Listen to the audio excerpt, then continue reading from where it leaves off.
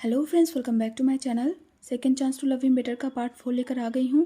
तो पिछले पार्ट में हमने सुना था कि वांग यीबो ने ये बिंग को एक ज़ोरदार स्लैप किया था, जिसके बाद ये बिंग चक्कर खाकर वहीं किचन के फर्श पर गिर गई थी। अब हम देखते हैं ईबो दौड़ा और वो काँप रहे शाओजान के पास गया। इसके बाद ईबो ने शाओजान को अपनी बाहों में उठाया और वो उसे किचन से बाहर लेकर चला गया। हॉल रूम में आने के बाद ईबो ने शाओजान का हाथ चेक किया तो शाओजान का हाथ लाल हो गया था। ऐसा लगता है कि जब ये बिंग ने खाने को फर्श पर फेंका था तो शाओजान के हाथ पर भी गिर गया था, जिसकी वजह से शाओजान का हाथ जल गया है। हम देखते हैं शाओजान डर के मारे बड़बड़ाते हुए कहता है वो खाना खराब हो गया है और अब उसे खाया नहीं जा सकता है। ईबो ने उसकी बात सुनी और उसने शाओजान को काम कराया। उसने शाओजान को ये अश्योर कराया कि खाना खराब होने से कुछ नहीं होगा और वो लोग दूसरा खाना बना सकते हैं। और आखिरकार थोड़ी देर बाद शाओजान शांत हो गया। शाओजान अभी भी अपनी नाक सिकोड़ रहा था और उसकी आंखें लाल हो गई थी। इसके बाद ईबो ने शाओजान से कहा, कोई बात नहीं, अगर खाना खराब हो गया है तो तुम्हें इसके बारे में ज़्यादा टेंशन लेने की ज़रूरत नहीं है। तुम बस यहीं पर बैठो और मैं एक टॉवल लेकर आता हूँ, साथ में कुछ दवाइयाँ भी, ताकि तुम्हारे हाथों पर लगा सकूँ। इतना बोलकर ईबो वहाँ से चला गया। 1 मिनट बाद वांग ईबो वापस आया। अब उसके हाथ में क्लीन टॉवल था और कुछ दवाइयाँ भी थी। इसके बाद ईबो ने शाओजान के हाथ को क्लीन किया और उसके घावों पर फूंक मारते हुए कुछ मरहम लगाए। उसका काम पूरा हो जाने के बाद ईबो ने शाओजान से कहा, तुम यहीं पर रुको, मैं अभी आता हूँ। इतना बोलकर ईबो किचन की ओर चला गया, जहाँ पर अभी भी ये बिंग थी।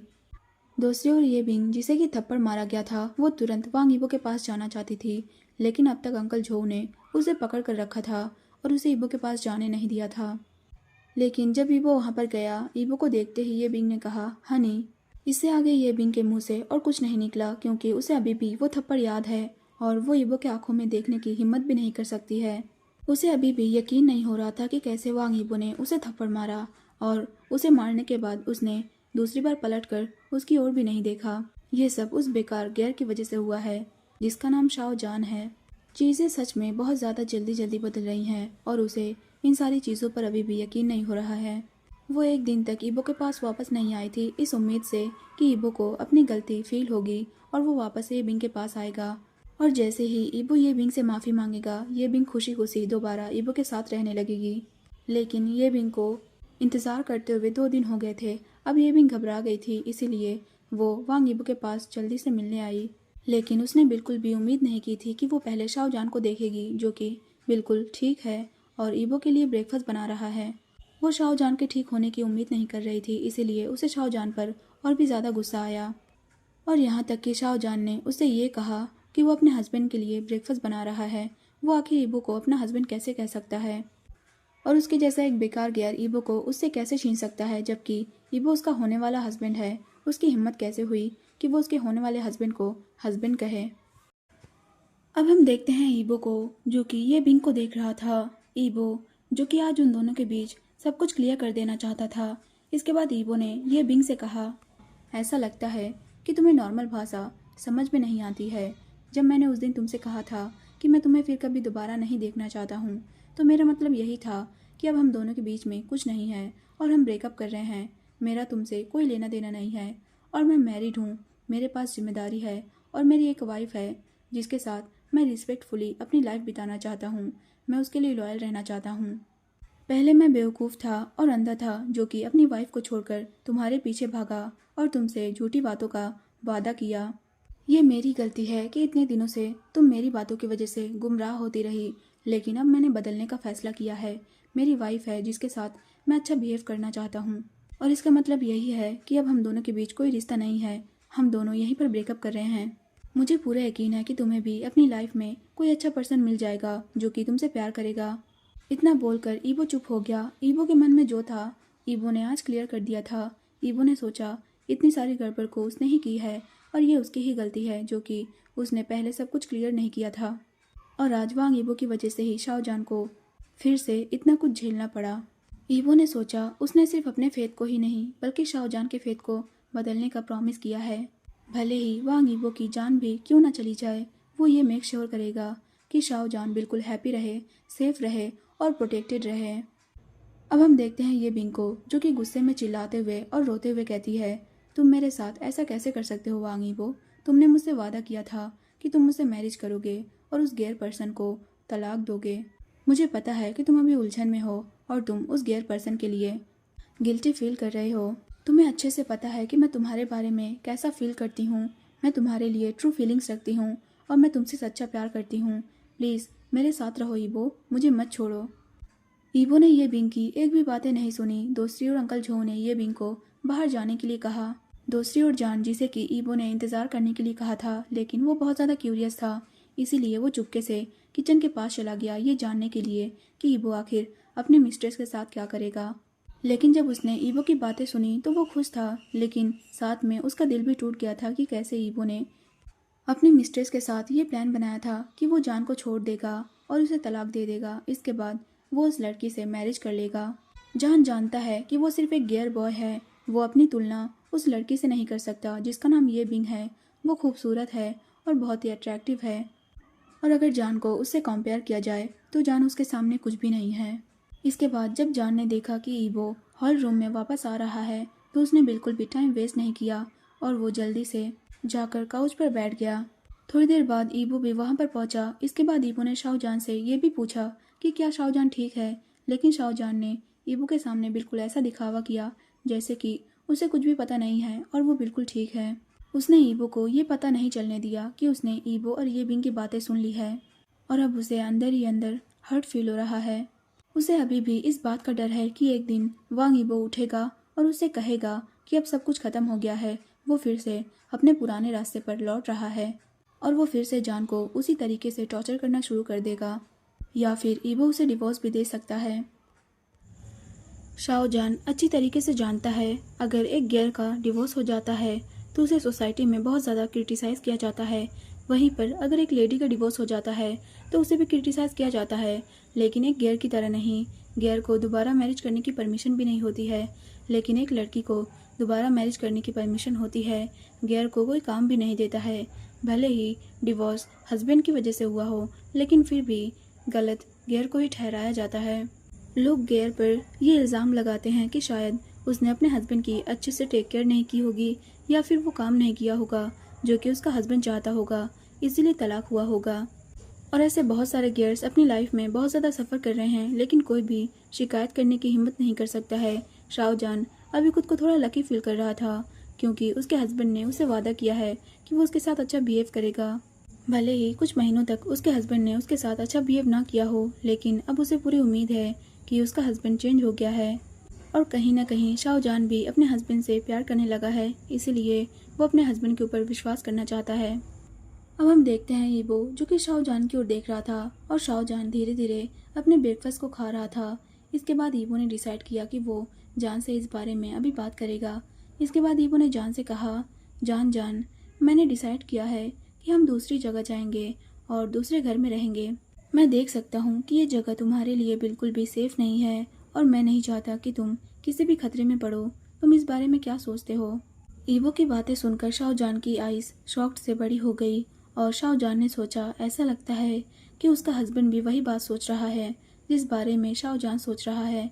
इसलिए जान ने इस मौके को अपने हाथ से जाने नहीं दिया और उसने तुरंत हाँ में अपना सिर हिला दिया। ईबो ने शाहजहान की आंखों में वो चमक देखी कि कैसे शाहजहान बहुत ज़्यादा एक्साइटेड है और इसे देखकर ईबो मुस्कुराया।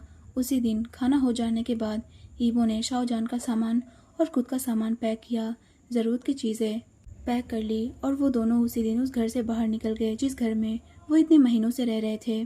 शाहजहान नए घर में आने के बाद बहुत ज़्यादा हैप्पी फील कर रहा था। शाहजहान ने सोचा कि उसे अब टेंशन लेने की ज़रूरत नहीं है कि कभी भी वांग ईबो की कोई भी मिस्ट्रेस आ जाएगी और उसके साथ झगड़ा कर सकती है या फिर परेशानी पैदा कर सकती है। लेकिन जब तक ईबो ने उसे यह वादा किया है कि वो शाहजहान को चोट नहीं पहुंचाएगा, तब तक जान को इस बारे में वरीड होने की ज़रूरत नहीं है। शाहजहान के पास सच में ऐसे लोगों के साथ निपटने का बिल्कुल भी मूड नहीं है और ना ही उसके पास इतनी एनर्जी है। वो एक नई शुरुआत करना चाहता है और उसे उम्मीद है कि फ्यूचर में सब कुछ ठीक हो जाएगा और बेहतर के लिए। ईबो अब बदल गया है तो वो फिर से कभी भी अपने पुराने रूप में वापस नहीं आएगा। ऐसे ही एक महीना बीत जाता है। अब शाहजहान और वांग ईबो की रिलेशनशिप काफ़ी ज़्यादा बेहतर थी। कोई भी उन दोनों की रिलेशनशिप में परेशानी पैदा करने के लिए नहीं आया था। वांग ईबो ये साबित करने की पूरी कोशिश करता था कि वो बेहतर के लिए बदल गया है और वो शाहजहान के साथ अच्छा बिहेव करेगा। 1 महीने बाद हम शाहजहान को देख सकते हैं कि अब शाहजहान थोड़ा हेल्दी हो गया है और जिसकी वजह से शाहजहान का फेस हल्का पिंक भी हो गया है और शाहजहान अब बहुत ज़्यादा ब्यूटीफुल दिख रहा है। आज वांग यीबो शाहजहान को फुल बॉडी चेकअप के लिए हॉस्पिटल ले जाने वाला था। इसके बाद वो शाहजहान को अपने साथ अपने मॉम एंड डैड के घर ले जाएगा और वहाँ से वो अपने ग्रैंडपा और ग्रैंडमा के ग्रेव पर रिस्पेक्ट देने के लिए जाएगा और वो दोनों आज रात वहीं पर डिनर करेंगे। अब हम हॉस्पिटल का सीन देखते हैं जहाँ पर शाहजहान की हेल्थ रिपोर्ट निकल गई थी और इस बार शाहजहान बहुत ज़्यादा हेल्दी था। अब शाहजहान को पहले की तरह मेडिसिन लेने की भी ज़रूरत नहीं थी, उसे बस हेल्दी फूड खाना था और अपने हेल्थ का ध्यान रखना था। अब हम देखते हैं शाहजहान और वांग यीबो दोनों हॉस्पिटल से बाहर निकले। यीबो ने देखा कि शाहजहान वहीं पर थोड़ी ही दूर में एक आइसक्रीम शॉप पर देख रहा था। उसे उस शॉप की ओर देखते हुए देख यीबो ने शाहजहान से पूछा, क्या हुआ, क्या तुम्हें आइसक्रीम चाहिए? यीबो की बातें सुनकर शाहजहान ने एक गल्फ किया और डरते हुए हाँ में अपना सिर हिला दिया। इसके बाद यीबो ने शाहजहान से पूछा कि उसे कौन सा फ्लेवर चाहिए, लेकिन शाहजहान ने उसे आंसर करते हुए कहा कि उसे कोई भी फ्लेवर चल जाएगा। इसके बाद यीबो शाहजहान के साथ उस आइसक्रीम शॉप के पास गया और उस शॉप के पास जाते हुए शाहजहान के माउथ में सलाइवा आ रहा था क्योंकि उसने काफ़ी दिनों से आइसक्रीम नहीं खाया है और अब इतने दिनों बाद जब उसे आइसक्रीम मिलने जा रही है तो वो बहुत ज़्यादा एक्साइटेड फील कर रहा है।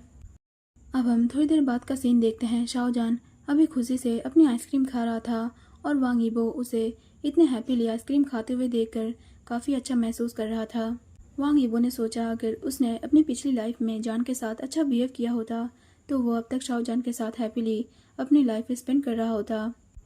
यीबो ने सोचा कि उसकी वाइफ ही उस आइसक्रीम को एक लालची खरगोश की तरह खा रहा है, जैसे कि अगले ही पल उसकी आइसक्रीम को लूट लिया जाएगा। अब हम देखते हैं यीबो शाहजहान के साथ उस जगह पर थोड़ी देर से पहुंचा जहां की उसके ग्रैंडमा और ग्रैंडपा को दफन किया गया था और यीबो के बाकी फैमिली मेम्बर्स ऑलरेडी ही वहां पर पहुंच गए थे। इसके बाद यीबो ने अपने मॉम एंड डैड को और बाकी फैमिली मेम्बर्स को अपनी तरफ अट्रैक्ट करते हुए कहा, मॉम डैड हमें आने में थोड़ी देर हो गई। दरअसल मैं अपने गियर के हेल्थ चेकअप के लिए हॉस्पिटल गया था और वहीं पर मुझे थोड़ा टाइम लग गया।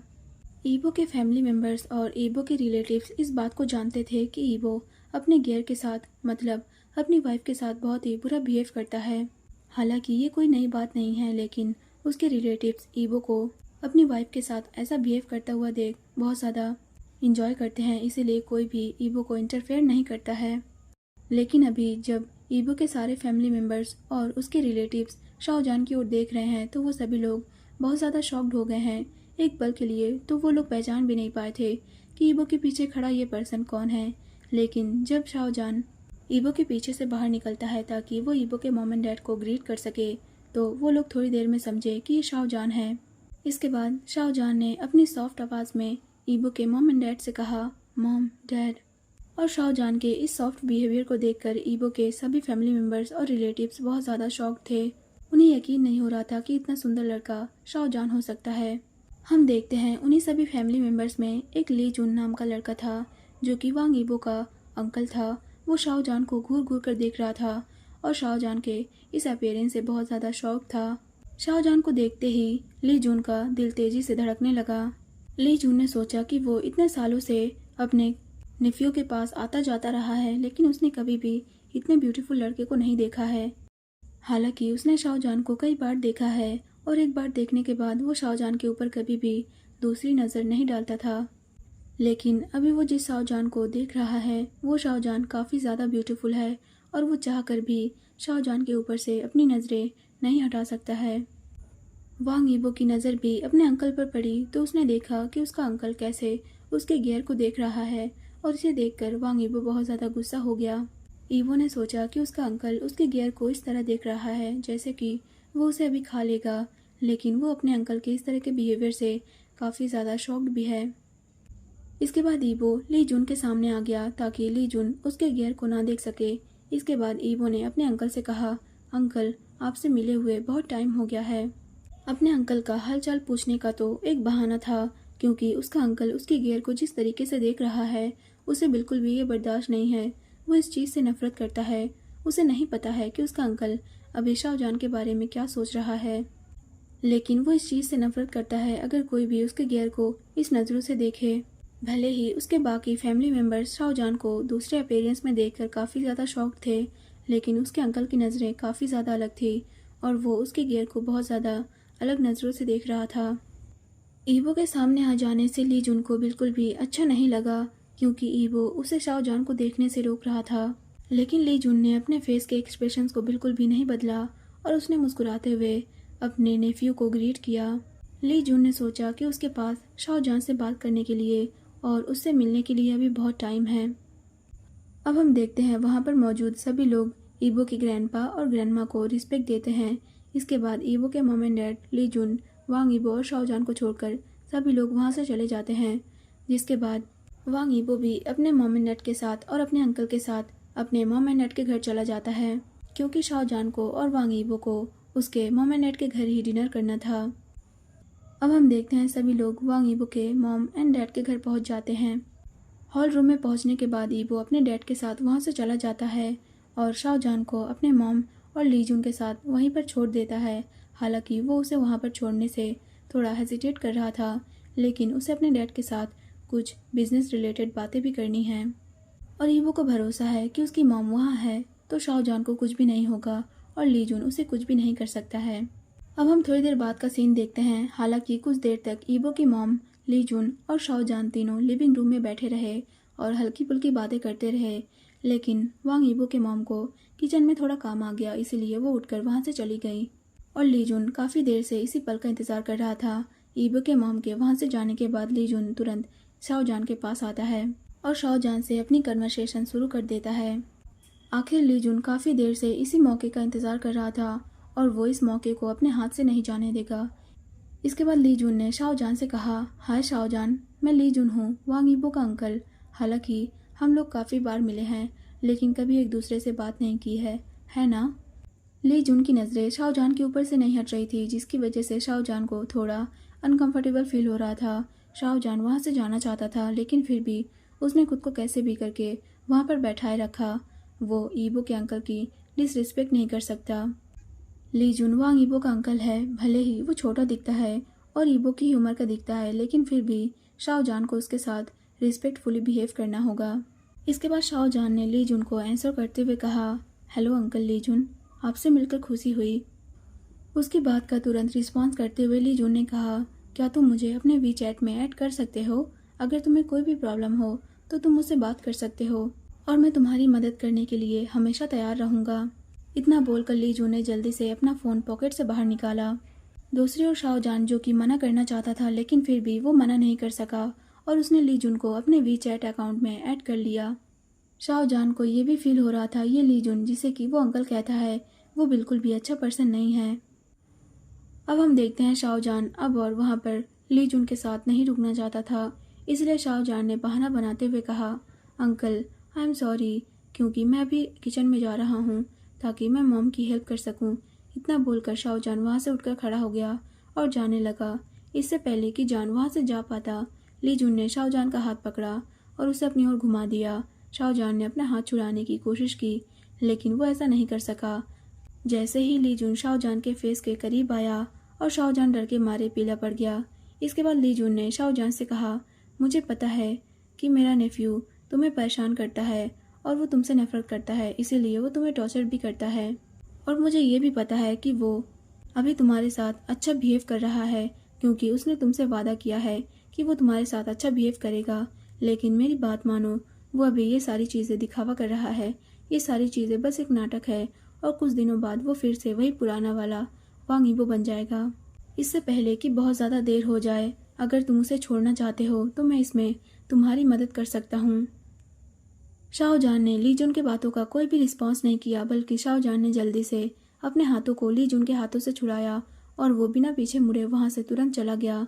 ली जुन शाहजहान को देखकर मुस्कुराया। ली जुन खुद पर बिल्कुल भी कंट्रोल नहीं कर पा रहा था, क्योंकि वो शाहजहान को अभी भी घूर रहा था जब तक शाहजहान उसकी आंखों के सामने से ओझल नहीं हो गया। इसके बाद ली जुन ने मुस्कुराते हुए और विस्पर करते हुए कहा, how cute you are Shahjahan, तुम जल्द ही, बहुत जल्द तुम मेरे हो जाओगे। इस बारे में सोचते हुए ली जुन के फेस से स्माइल नहीं जा रही थी। ली जुन ने सोचा कि उसे अपनी प्लानिंग में थोड़ा बदलाव करना होगा। ली जून ने सोचा एक बार जब वो वांग यीबो की सारी प्रॉपर्टी हासिल कर लेगा तो वो शाओ जान को भी अपना बना लेगा। पिछले 27 सालों में उसने पहले कभी भी इस तरह की फीलिंग्स महसूस नहीं की है, लेकिन उसने बिल्कुल भी उम्मीद नहीं की थी कि आज वो जब शाओ जान को देखेगा तो वो तुरंत पहली नज़र के प्यार में पड़ जाएगा, और वो भी किसी और से नहीं बल्कि शाओ जान से, अपने ही नेफ्यू के वाइफी से। और अब जब भी ली जून शाओ जान की ओर देखता है तो उसकी नज़रें प्यार से भर जाती है। अब हम दूसरी ओर देखते हैं डरपोक शाओ जान, जो कि आखिरकार ली जून से दूर होने में कामयाब हो गया था। वो ली जून से दूर होकर खुद को थोड़ा शांत करता है। शाओ जान को अभी भी ये समझ में नहीं आ रहा था कि आखिर ली जून उसके साथ क्या कर रहा था, लेकिन जो कुछ भी हो शाओ जान को इससे बहुत ज़्यादा अनकंफर्टेबल फील हो रहा था और उसे ली जून के साथ अकेले रहने में बहुत ज़्यादा डर लगता है। अब हम देखते हैं शाओ जान अपनी मदर इन लॉ के पास गया, जो कि किचन में थी। इसके बाद जान ने भी अपने मदर इन लॉ की खाना बनाने में हेल्प की। दोनों ने बातें करते हुए मिलकर खाना बनाया और उसे डिनर टेबल पर अच्छे से सजा दिया। थोड़ी देर बाद जब वांग यीबो आया तो शाओ जान और बाकी फैमिली मेंबर डाइनिंग टेबल पर बैठ चुके थे। शाओ जान यीबो के पास बैठा था और ली जून शाओ जान के बिल्कुल सामने बैठा हुआ था। शाओ जान बिल्कुल भी ये हिम्मत नहीं कर पा रहा था कि वो ली जून की ओर देखे, लेकिन ली जून उसे घूर घूर कर देख रहा था। वांग यीबो भी ये देख सकता है कि कैसे उसका अंकल शाओ जान को देख रहा है और वो शाओ जान के बदले हुए बिहेवियर को भी देख रहा है। वांग यीबो को ये सोचकर भी गुस्सा आया कि उसके अंकल के मन में उसके गियर के लिए गलत ख्याल हैं। इसलिए खाना खत्म होने से पहले ही वांग यीबो अपने शाओ जान के साथ घर से बाहर निकल गया और उसने अपने मॉम एंड डैड के घर रात बिताने से इनकार कर दिया। बाहर जाकर यीबो ने शाओ जान के कमर को अपने हाथों से ग्रैब कर लिया और उसे अपने करीब खींच लिया। इसके बाद यीबो ने एक सेकंड भी बर्बाद नहीं किया और उसने शाओ जान के लिप्स को कैप्चर कर लिया। शाओ जान की हाइट यीबो से थोड़ा छोटी थी, इसीलिए यीबो को नीचे झुकना पड़ा और शाओ जान भी यीबो को किस करने से मना नहीं कर सका। जान को नहीं पता है कि कैसे किस किया जाता है, लेकिन फिर भी जैसे यीबो ने उसे किस किया, शाओ जान ने भी उसे रिपीट करने की कोशिश की और थोड़ी देर तक वांग यीबो के स्टेप्स को फॉलो करते हुए शाओ जान भी अब थोड़ा थोड़ा किस करना सीख गया था। अब हम देखते हैं ली जून को, जो कि वांग यीबो और शाओ जान को फॉलो कर रहा था, और जैसे ही उसने देखा कि यीबो शाओ जान को किस तरीके से किस कर रहा है तो इसे देखकर ली जून बहुत ज़्यादा गुस्सा हो गया। वो जल भुनकर राख हो रहा था। ली जून ने सोचा जिसके साथ उसने अपनी पूरी लाइफ स्पेंड करने का डिसाइड कर लिया है, वांग यीबो उसे कैसे किस कर सकता है।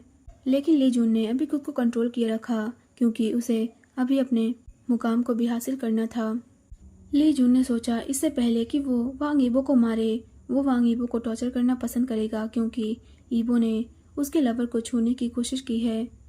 दूसरी ओर वांग यीबो, जिसने कि ऑलरेडी ही ये देख लिया था कि ली जून ने यीबो को और शाओ जान को किस करते हुए देख लिया है, इसे देखकर यीबो मुस्कुराया और उसने शाओ जान के लिप्स को छोड़ दिया। और इसके बाद यीबो ने तुरंत शाओ जान को हक कर लिया, जो कि इतने डीप किस की वजह से हाफ रहा था। दूसरी ओर शाओ जान, जिसने कि बिल्कुल भी उम्मीद नहीं की थी कि वांग यीबो उसे किस करेगा, हालांकि उसे किस से बिल्कुल भी डिस्गस्टिंग फील नहीं हुआ, बल्कि उसे अच्छा फील हुआ। उसने कभी भी ये उम्मीद नहीं की थी कि वांग यीबो उसे किस करेगा, लेकिन आज जब यीबो ने उसे किस किया तो शाओ जान को ऐसा फील हुआ जैसे कि उसका ड्रीम सच हो गया है, उसे उसके हस्बैंड ने किस किया है। अब हम थोड़ी देर बाद का सीन देखते हैं। वांग यीबो और शाओ जान दोनों अपने घर वापस आए, जहाँ की वो दोनों एक महीने पहले ट्रांसफ़र हुए हैं। ये एक बहुत ही ब्यूटीफुल अपार्टमेंट है, यहाँ का इन्वायरमेंट भी काफ़ी ज़्यादा अच्छा है और शाओ जान को भी यहाँ पर काफ़ी ज़्यादा कंफर्टेबल फील होता है। अपार्टमेंट में पहुँचने के बाद शाओ जान जल्दी से अपने रूम में गया और वॉशरूम में जाकर उसने बात लिया। इससे पहले कि जान यीबो को गुड नाइट कहकर सो पाता, यीबो ने उसे सोने से रोक दिया। इसके बाद यीबो ने शाओ जान से कहा, तुमने ली जून नाम के आदमी को देखा है? उससे दूर रहना, वो बहुत बुरा आदमी है। अगर वो आदमी तुम्हें कुछ भी बताता है या फिर तुम्हारे पास आने की कोशिश करता है तो तुम तुरंत मुझे बताना। वो एक अच्छा पर्सन नहीं है, इसीलिए तुम उससे दूर रहना। यीबो की बातें सुनकर शाओ जान ने यीबो से कहा, हाँ मुझे पता है और मैं उससे दूर रहूँगा। शाओ जान भी ये समझता है कि वो ली जून का आदमी काफ़ी ज़्यादा ख़राब पर्सन है, क्योंकि उसे उस पर्सन से अच्छी वाइब नहीं आ रही थी और वो उसके साथ किस तरीके का बिहेव कर रहा था। हालांकि उसने ली जून की बातें सुनी हैं, लेकिन वो किसी अनजान पर्सन की बातों पर यकीन करने से पहले अपने हस्बैंड के ऊपर भरोसा करना चाहता है।